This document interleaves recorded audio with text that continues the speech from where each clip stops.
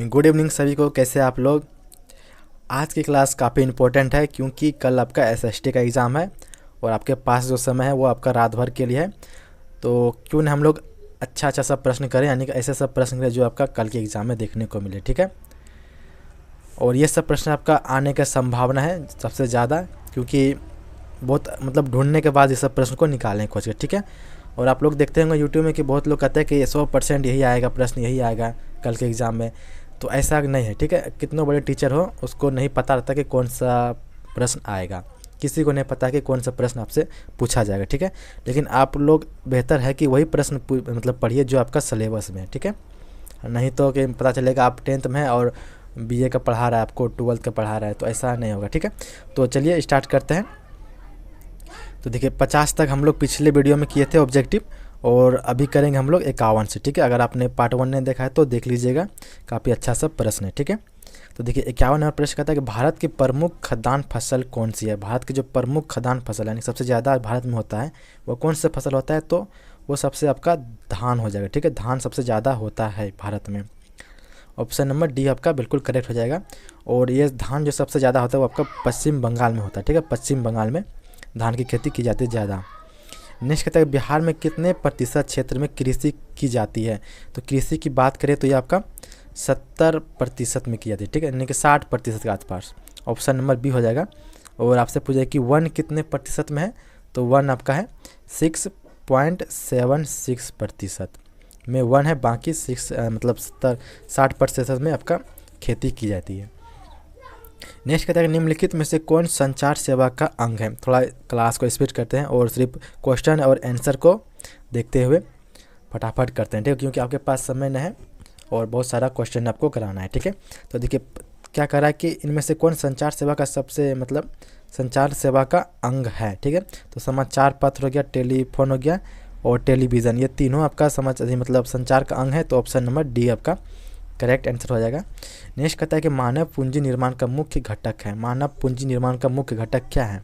स्वास्थ्य सेवाएं या फिर आवास या फिर शिक्षा व प्रशिक्षण या फिर इनमें से सभी। तो देखिए मानव पूंजी निर्माण यानी कि आप जो कमाते हैं, आपके पिताजी कमाते हैं, किस लिए कमाते हैं, तो कहते कि स्वास्थ्य ठीक रहे, आवास बने यानी कि घर बनाए, शिक्षा प्रशिक्षण करे, आपको पढ़ाई लिखाए। तो ऑप्शन नंबर डी आपका बिल्कुल राइट हो जाएगा, इनमें से सभी। ऑप्शन नंबर डी का राइट होगा। नेक्स्ट कहता है कि वैश्वीकरण का क्या अर्थ है। वैश्वीकरण का क्या अर्थ है, तो इस सब हम लोग सब्जेक्टिव प्रश्न में यानी कि जो सब्जेक्टिव प्रश्न करे थे उसमें काफ़ी अच्छा से पढ़े थे। ठीक है, कि विश्व अर्थव्यवस्था से समन्वय करना। ठीक है, विश्व अर्थव्यवस्था से समन्वय यानी कि अपने एक देश से दूसरे देश का आदान प्रदान करना, सामानों का, चीज़ों का, सेवाओं का। ठीक ना, इसे कहते हैं वैश्वीकरण। नेक्स्ट कहता है कि अर्थव्यवस्था के किस क्षेत्र से हरित क्रांति संबंधित है। हरित क्रांति जो संबंधित है वो किस क्षेत्र से है। ठीक है, तो पहला क्षेत्र आपका कृषि क्षेत्र हो गया, दूसरा आपका उद्योग हो गया, तीसरा आपका सेवा हो गया। ठीक है, तो आपका कृषि क्षेत्र जो आपका किससे है, तो आपका कृषि से है। ठीक है, कृषि ऑप्शन नंबर प्राथमिक क्षेत्र में आएगा। ठीक है, ऑप्शन नंबर ए आपका हो जाएगा इसका करेक्ट आंसर।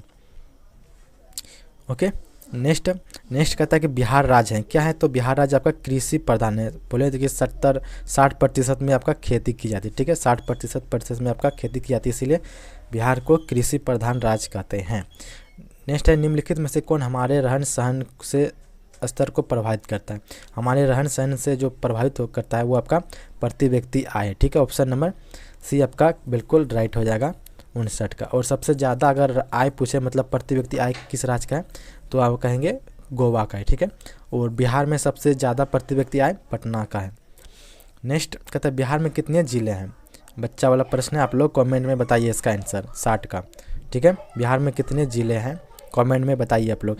नेक्स्ट कहता है कि संपूर्ण क्रांति का नेतृत्व किसने किया था, तो जयप्रकाश नारायण ने किया था। जयप्रकाश नारायण के द्वारा किया गया था 1974 ईस्वी को। ठीक है, 1974 ईस्वी। नेक्स्ट कहते हैं बांग्लादेश कब स्वतंत्र हुआ। बांग्लादेश कब स्वतंत्र हुआ था, तो 1971 में हुआ था। ठीक है, 1971 में स्वतंत्र हुआ था। और वहीं बात करें तो अलग हुआ था आपका 1905 में। 1905-6 में ये आपका अलग हुआ था, लेकिन स्वतंत्र हुआ था 71 में। ओके, नेक्स्ट प्रश्न। नेक्स्ट कहता है कि भारत में किस राज्य में सर्वप्रथम पंचायती राज की शुरुआत हुई थी तो राजस्थान में हुआ था, ठीक है। राजस्थान ऑप्शन नंबर ए बिल्कुल करेक्ट होगा। कब हुआ था? तो 1959 ईस्वी को, 1959 ईस्वी में इसकी स्थापना की गई थी पंचायती राज की।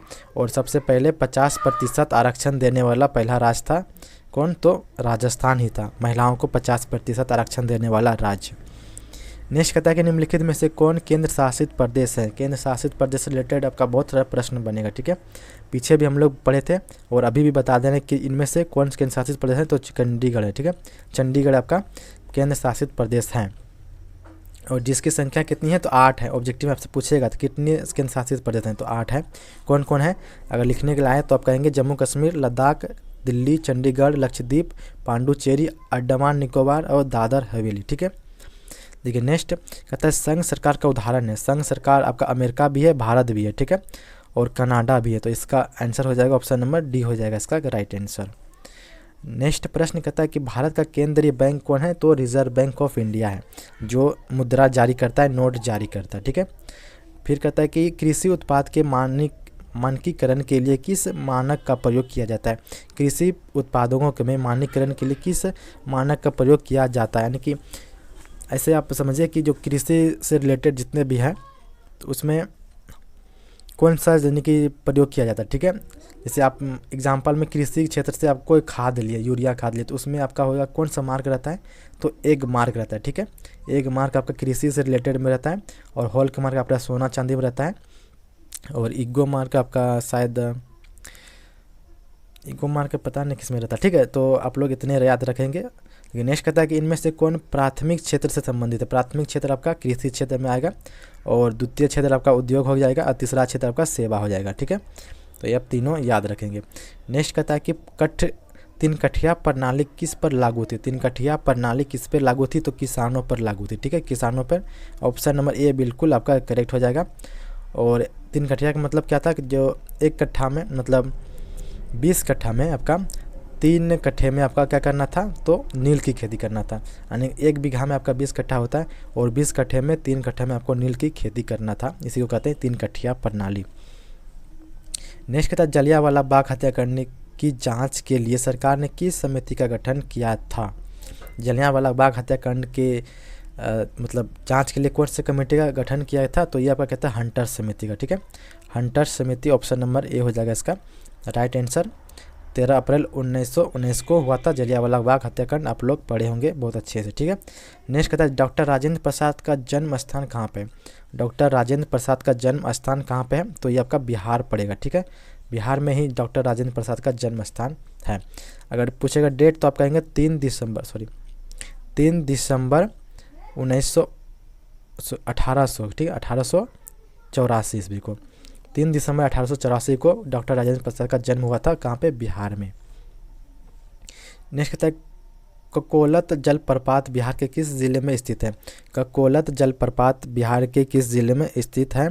तो ये आपका है नवादा जिले में, ठीक है। नवादा ऑप्शन नंबर बी बिल्कुल राइट हो जाएगा, ठीक है। नेक्स्ट कहता है किस देश की सीमा बिहार से जुड़ी है? नेपाल की, भूटान की, बांग्लादेश या फिर चीन की? तो आपका क्या हो जाएगा right answer? Option number A हो जाएगा, नेपाल की जुड़ा हुआ है बिहार से। हालांकि झारखंड भी है लेकिन ऑप्शन में आपका नहीं है, ठीक है। नेक्स्ट कहता है कि गठबंधन की सरकार बनाने के लिए किस प्रकार की दलीय व्यवस्था की जरूरत है?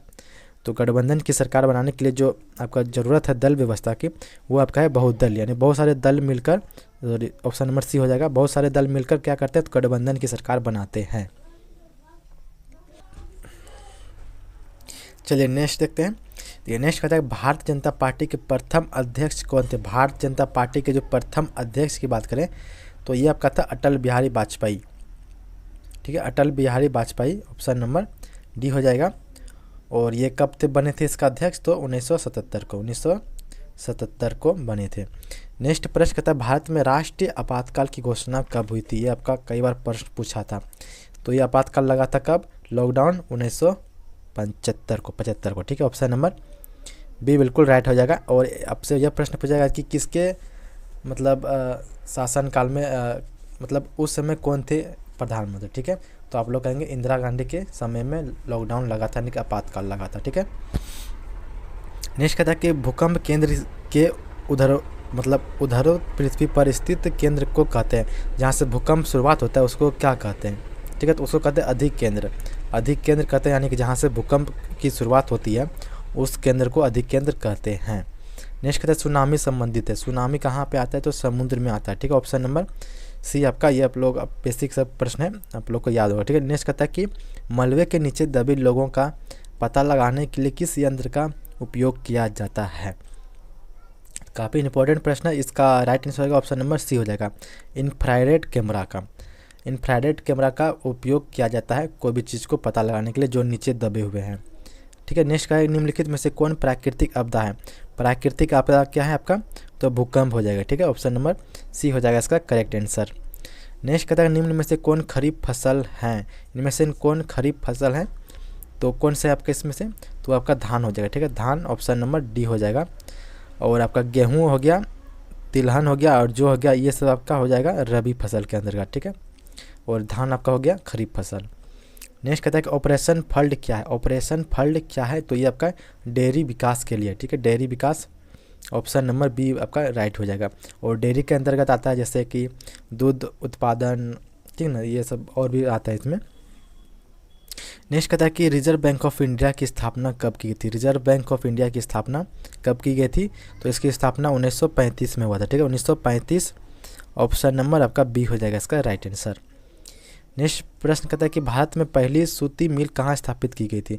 भारत में सबसे पहले सूती मिल की स्थापना मुंबई में किया गया था। ठीक है, मुंबई ऑप्शन नंबर बी आपका राइट हो जाएगा। नेक्स्ट कहता है निम्नलिखित में से एकीकरण के लिए कौन उत्तरदायी था? एकीकरण के लिए कौन उत्तरदायी था इसमें से? तो वह था आपका बिस्मार्क। और बिस्मार्क के क्या है, हाँ ऑप्शन नंबर बी हो जाएगा बिस्मार्क। नेक्स्ट है कि फ्रैंकफर्ट की संधि किस वर्ष हुई थी? फ्रैंकफर्ट की संधि 1871 में हुआ था। 1871 बिल्कुल राइट हो जाएगा। ठीक है, नेक्स्ट है सेफ्टी लैम्प का आविष्कार किसने किया था? सेफ्टी लैम्प का आविष्कार James Watt, option number C बिल्कुल करेक्ट होएगा आपका। देखिए नेक्स्ट, भारत छोड़ो आंदोलन का प्रसिद्ध नारा क्या था? भारत छोड़ो आंदोलन का प्रसिद्ध नारा क्या था? तो करो या मरो। ठीक है, और ये आंदोलन कब हुआ था? तो 1942 में। 1942 में भारत छोड़ो आंदोलन हुआ था और इसका प्रसिद्ध नारा था वह था करो या मरो, ऑप्शन नंबर बी। नेक्स्ट है समाजवादियों की बाइबल किसे कहा जाता है? समाजवादियों का बाइबल किसे कहा जाता है? तो दास कैपिटल को। ठीक है, दास कैपिटल किसने लिखा था? तो कार्ल मार्क्स ने लिखा था, ये भी आप याद रखेंगे। नेक्स्ट है भारत राष्ट्र कांग्रेस की स्थापना कब हुई थी? भारत राष्ट्र कांग्रेस की स्थापना कब हुई थी? तो 1885 में। ठीक है, आप लोग को याद होगा। ठीक है, किसने की थी इसकी स्थापना? आप लोग कमेंट में बताइए, देखिए कितना आपको याद है। भारत राष्ट्र कांग्रेस की स्थापना किसने की थी?